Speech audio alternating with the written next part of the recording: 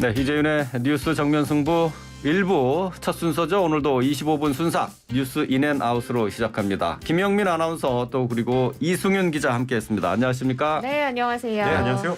자, 먼저 오늘 살펴볼 첫 번째 뉴스. 자, 국민의힘 신임 원내대표 오늘 선출했죠? 네, 그렇습니다. 권성동 의원이 네. 원내대표가 됐는데요. 오늘 오전 국회에서 열린 의원총회에서 총 102표 중에 81표를 얻으면서 신임 원내대표에 당선됐습니다. 권성동 의원, 조혜진 의원의 2파전이었는데 압승이었다. 이렇게 평가할 수 있을 것 같습니다. 임기는 1년이고요. 5월 10일 윤석열 정부가 출범하면 새 원내대표로서 집권 여당을 이끌게 됩니다. 자, 좀 깊게 들어가 볼게요. 권성동 의원, 초대 원내대표로서 좀 어떤 역할 기대하시는지 물어봐도 될까요? 네, 일단 간단하게 소개를 해드리면은 검사 출신의 4선 정신이라고 소개를 드릴 수 있겠고요. 저는 2008년 그때 이명박 정부에서 민정수석 비서관실의 소속에 이제 법무비서관으로 있을 때 저는 개인적으로 이제 취재원과 이제 청와대 비서관으로서 이제 만난 적은 있습니다. 그래서 취재를 많이 할 때 많이 느낀 거는 굉장히 그 자기 어떤 주장이 굉장히 강하시고 굉장히 좀 뭐랄까요 맷집 센 그런 모습을 많이 보였는데 실제 이제 국회에 들어와서도 그런 맷집 센 모습으로 좀 많이 비쳤던 것 같고요. 네. 그리고 이분 같은 경우에 이제 보통 뭐 경기고 서울대로 보통 서울대 법대로 보통 대표되는 이런 주류 법조인이라고 주류 법조인은 아닙니다. 네. 그래서 비주류 법조인이라고 볼 수 있는데 어떤 성향은 좀 합리적인 보수다라고 볼 수 있겠고요.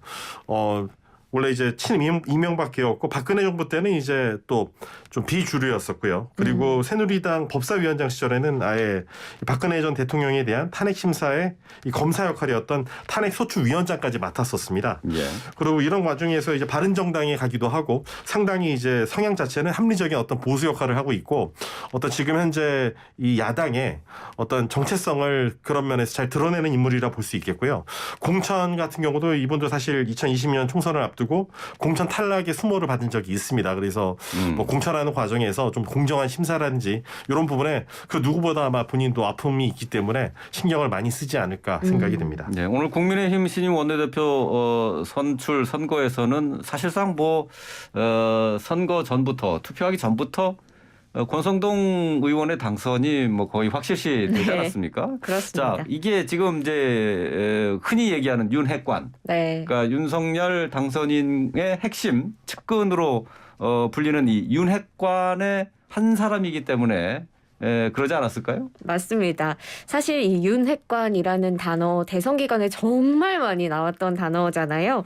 윤석열 핵심 관계자의 줄임말이고요. 이 윤핵관에 대한 약간 논란 아닌 논란이 대선 기간에 있었습니다. 그래서 그런지 권성동 의원은 이 윤핵관 타이틀을 좀 부담스러워하는 모습이었는데요. 네. 권 원내대표는 경선 투표 전 기자들에게 윤핵관이란 말을 이제 쓰지 말아달라 이렇게 부탁한 것으로도 전해졌습니다. 또 정견 발표 직전에도 이제는 윤핵관에서 홀로서기를 좀 해보려고 한다. 사실 나도 이 윤핵관이라는 표현을 좋아하지 않는다라면서 내가 좋아하는 건 나는 4선 중진 국회의원이다. 이거 좋아한다. 이렇게 말을 하셨어요. 그리고 4선이나 되는 동안 내가 윤 당선인의 도움을 받은 적도 한 번도 없었다 이야기를 하면서 이 윤핵관 타이틀에서 벗어나려고 하는 모습 많이 보여주셨는데요. 그런데 사실 윤핵관 이 타이틀을 떼더라도 권성동 의원이 친윤 인사로 분류되는 거는 사실 의심의 여지가 없을 것 같은데 어떻게 보시나요? 네, 정확히 말하면 사실 윤석열 당선인 같은 경우에 이제 기존의 정치 경험이 없었습니다. 그런데 아무래도 같은 검사 출신이고 이제 4선 의원의 어떤 경험이 있는 이 경력을 활용할 수밖에 없는 상황이었거든요. 네. 그리고 또 여러 가지 좀 밀접할 수밖에 없는 이유가 있는데 고향이 일단 강원 강릉입니다. 그래서 윤석열 당선인의 외가 같고 10대 시절에 이제 이 윤당선인과 함께 놀았던 중마고기도 하고요. 그리고 1960년 또 동갑내기입니다. 물론 이제 사법연수원에서는 이제 6기수 선배입니다. 뭐 아시다시피 윤당선이 워낙 나중에 이제 맞아요. 사시가 됐기 때문에 그때 이제 사실 이번에 그 친윤으로 이제 불리게 된 이유가 사실은 정치를 시작하게 된 계기도 이 윤석열 당선인이 정치를 시작하게 된 계기도 사실은 이 권 원내대표의 어떤 권유가 있었던 거거든요. 그래서 지난해 5월 29일에 이 권성동 원내대표의 지역구인 강릉에서 저녁을 먹었던 게 이제 이 정치 참여의 신호탄이 됐고요. 그 이후부터는 계속 뭐 입당, 경선 캠프, 후보 시절의 대선 캠페인 때도 계속 지원을 하면서 여러 가지 이제 조언을 많이 담당을 했었습니다. 네. 그리고 후보 비서실장, 당 사무총장을 또 맡으면서 핵심 측근으로 확실하게 자리를 잡으면서 이제 윤핵관이 됐던 거죠.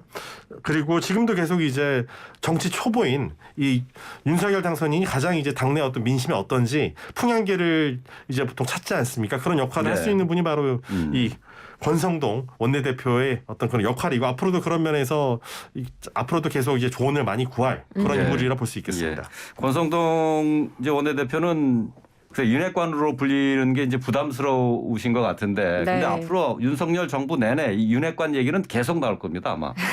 그것을 벗어나기는 힘들 것 같고, 자 이제 윤석열 정부에서 국민의힘 첫 원내대표가 되는데 말이죠. 권성동 의원 선출되면서 일성으로 뭐라고 얘기했나요? 네, 권 원내대표는 당선 인사에서 집권 1년차 원내대표의 막중한 책무에 걸맞은 책임감으로 윤 정부와 국민의힘이 순항하도록 협치에 또 힘을 쏟고 그리고 의원들의 도움을 받아 잘 헤쳐나가겠다라고 했습니다.